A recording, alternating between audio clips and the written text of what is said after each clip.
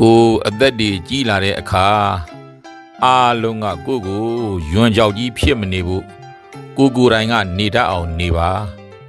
အသက်ကြီးလာလို့မနေတတ်မထိုင်တတ်ဆိုရင်တော့ကိုအားလုံးကယွန်းကြောက်ကြီးဖြစ်နေလိမ့်မယ်လူတိုင်းမှာနေရာတိုင်းမှာ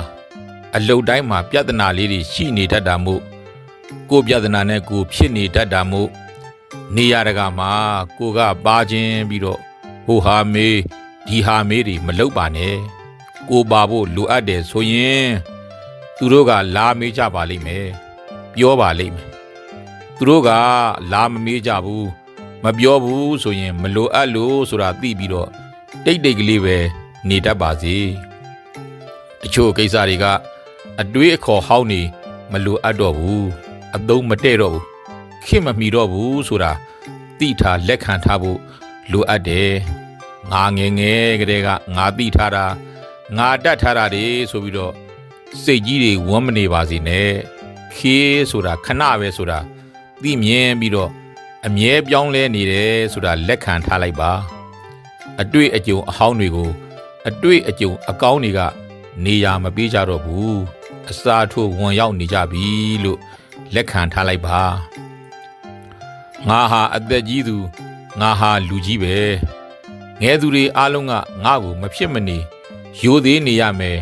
လေးစားနေရမယ်တန်ဖိုးထားနေရမယ်ဆိုတဲ့အသည့်ဘဝင်တွေကိုမြင့်နေတာမျိုး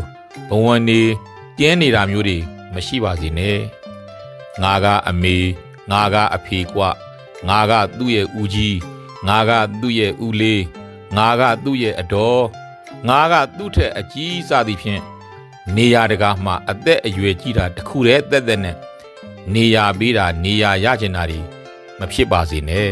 နေရာပေးရင်ယူလိုက်ပေါ့နေရာမပေးရင်လည်းမသိသလိုပဲနေလိုက်ပါနေတတ်အောင်နေတတ်ပါအများနဲ့နေရတာဆိုရင်လည်းအများနဲ့အဆင်ပြေအောင်နေတတ်အောင်လေ့ကျင့်နေထိုင်ပါ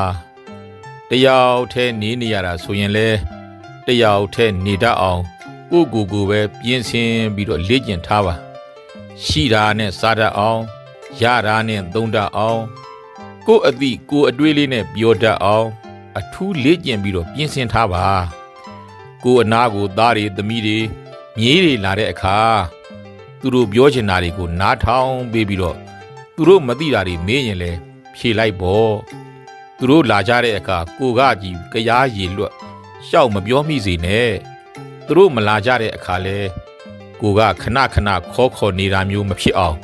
ကိုစိတ်ကိုလေ့ကျင့်ထားပါအရွယ်ကောင်းတုန်းကတည်းကကိုရဲ့အိုစာမင်းစာကိုကိုယ်တိုင်စုဆောင်းထားပါ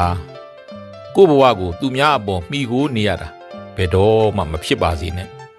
အိုစာမင်းစာကိုပစ္စည်းဥစ္စာတွေစုဆောင်းထားရမှာဖြစ်တယ်လို့စိတ်အင်အားအသည့်အင်အားတွေကိုလည်းအိုစာမင်းစာအတွက်စုဆောင်းပြင်ဆင်ထားရမယ်မန်နေရှိနေရင်အဲ့ဒီမန်နေကိုလျှော့ချထားပါ